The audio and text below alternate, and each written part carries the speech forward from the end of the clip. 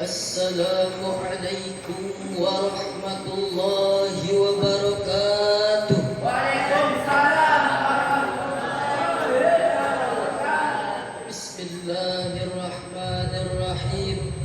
Alhamdulillahilladzi lahul hamdu kulluhu wa lahul hamdu kulluhu wa biyadihil khairu kulluhu. Ashhadu an la ilaha illallah wa ashhadu anna Muhammadan abduhu wa rasuluhu. Allahumma salli wa sallim ala sayyidina Muhammadin wa ala alihi wa azwajihi ajma'in, amma ba'd. Majlis hakim yang adil lagi bijaksana, hadirin sebangsa setanah air yang kami banggakan. Demokrasi merupakan sistem kenegaraan resmi bangsa Indonesia. Pondasi demokrasi sudah tertancap kokoh dan berwibawa, serta sudah menjadi jati diri bangsa dan negara Indonesia. Para pakar tata negara pun telah sepakat bahwa demokrasi adalah sistem kenegaraan yang terbaik, karena hadirin, di dalam negara demokrasi kedaulatan tertinggi berada di tangan rakyat. Pada hakikatnya rakyatlah yang sesungguhnya pemilik negara dengan segala kewenangannya untuk menjalankan semua fungsi kekuasaan, baik di bidang legislatif, eksekutif, maupun yudikatif.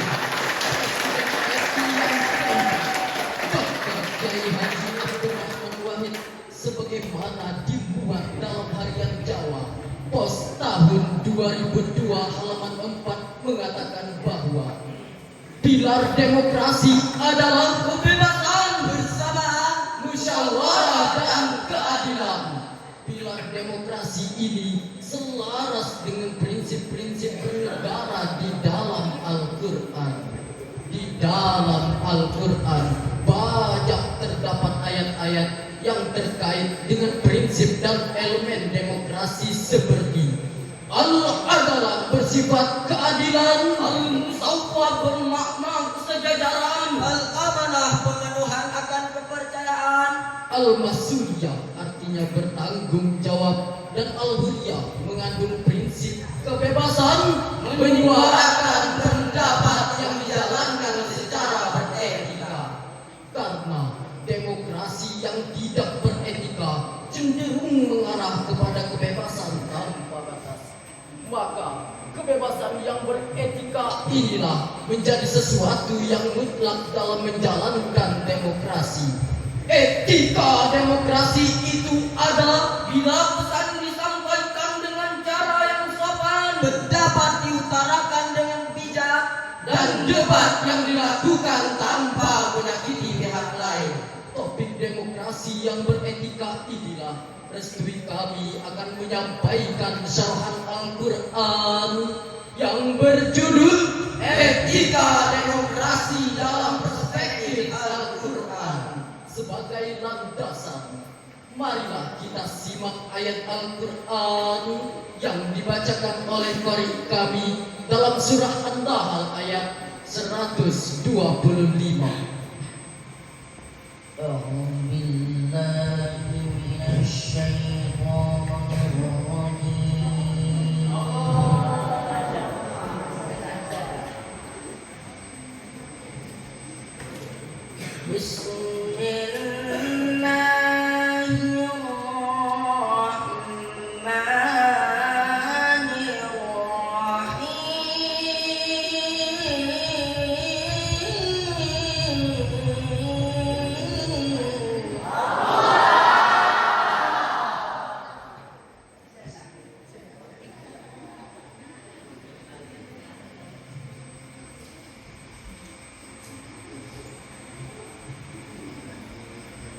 Ud'u ila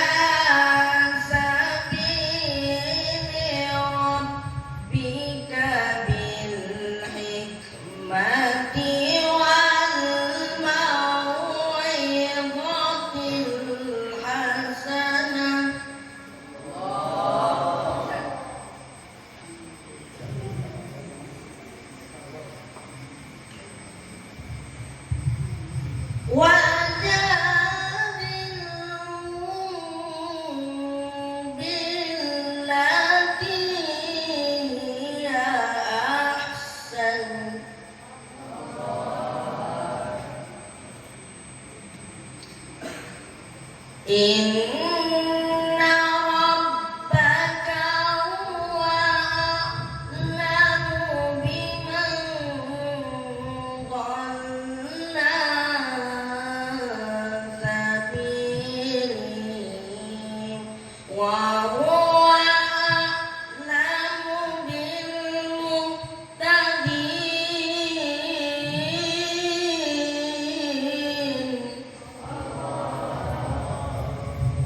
Hamba berlindung padamu ya Allah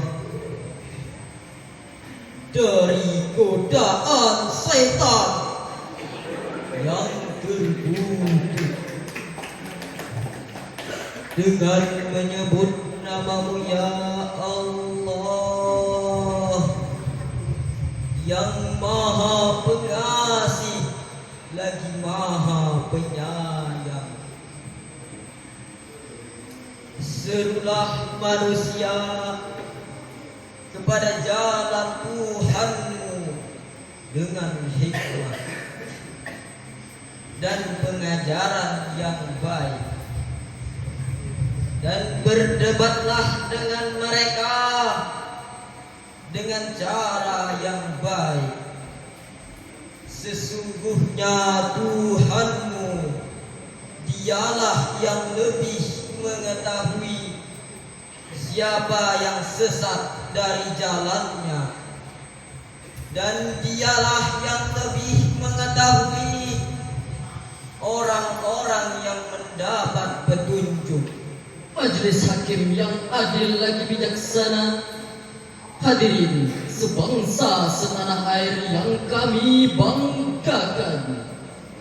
Kalimat wajadilhum billati hiya ahsan ditafsirkan oleh Imam Imaduddin Abul Fida Ismail Ibnu Khatib Abu Hafiz Ibnu Katsir di dalam tafsir Ibnu Katsir halaman 504 menyatakan, Aiman ihtaja minhum ila munaziratin wajidalin falyakun bil wajhil husni biraf'in walaini wa husni khitab, yakni terhadap orang-orang yang dalam rangka menyeru mereka diperlukan bantahan dan perdebatan, maka hendaklah lemah lembut, cara yang baik, Tutur kata yang baik, serta cara yang bijak. Hadirin, menurut Syekh Profesor Dr. Yusuf Al-Qaradawi, lahir pada tahun 1926, menurut beliau substansi demokrasi sejalan dengan Islam.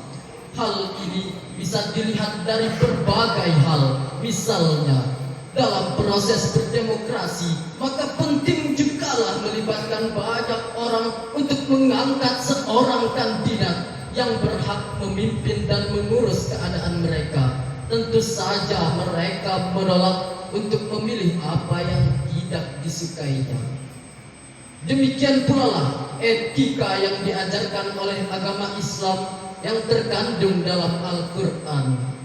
Islam juga menolak seseorang untuk menjadi imam sholat yang tidak disukai oleh makmum di belakangnya.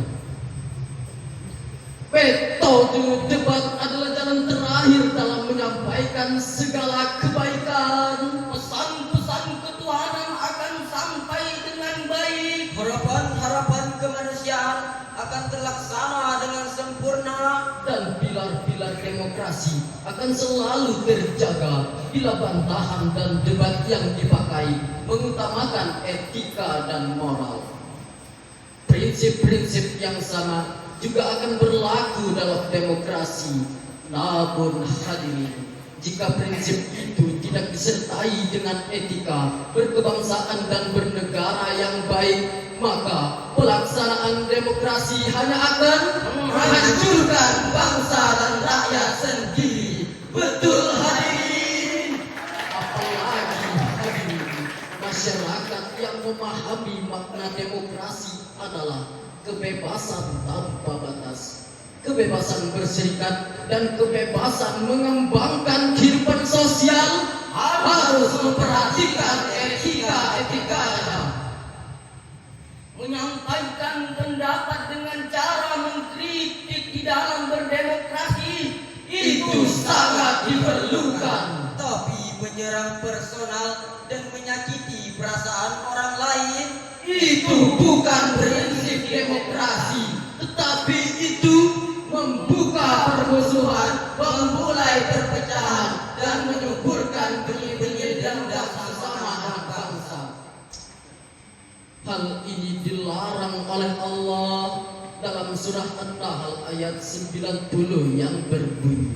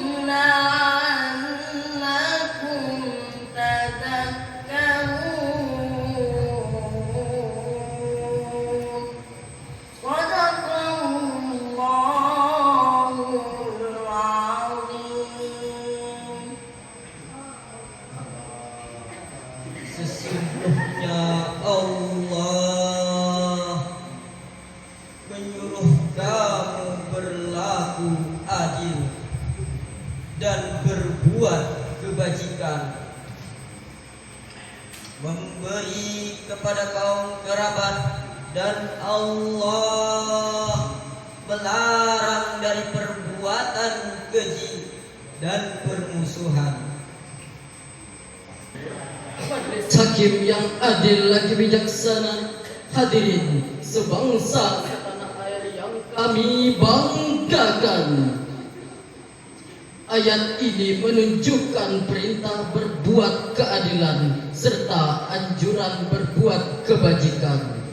Kebaikan berdemokrasi harus disampaikan dengan beretika dan bermoral, sebab etika demokrasi akan melahirkan demokrasi yang memakmurkan rakyat dan memajukan negara dan bangsa. Demikian yang dapat kami simpulkan bahwa 1. Demokrasi abad ke-21 menekankan pentingnya kebebasan, persamaan, musyawarah, dan keadilan sebagai nilai utama. 2. Etika di dalam berdemokrasi penting untuk menghindari konflik